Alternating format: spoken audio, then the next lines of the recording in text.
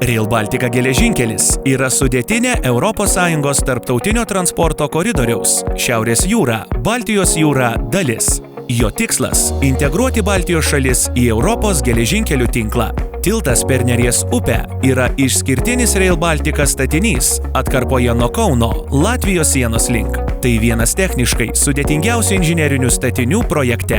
Tiltas bus apie 3,7 km atstumu upės tėkmės kryptimi nuo Jonavos arba 31 km atstumu nuo Kauno.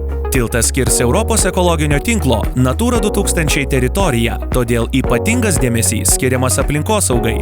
Siekiant išvengti poveikio Neries biologiniai įvairoviai, projektuojant tiltą, atsisakyta invazinių sprendimų upės vagoje. Tilto atramos nebus statomos vandenyje, tad virš upės tarp atramų bus išlaikytas net 150 metrų atstumas. Ties gyvenamosiomis teritorijomis bus įrengiami triukšmo barjerai, triukšmo mažinimo sienelės. Atlikus paruošiamuosius darbus, tilto statyba prasidės nuo polinių pamatų įrengimo. Projekte numatyta įrengti 14-33 metrų ilgio gręžtinius polius, kurių skersmuo beveik 2 metrai. Antruoju etapu įrengiamos tilto kraštinės ir tarpinės atramos. Standi A formos tarpinė atrama suprojektuota taip, kad perimtų horizontales tilto apkrovas. Trečiuoju etapu statoma tilto perdanga. Numatomas tilto plotis sieks beveik 14 metrų.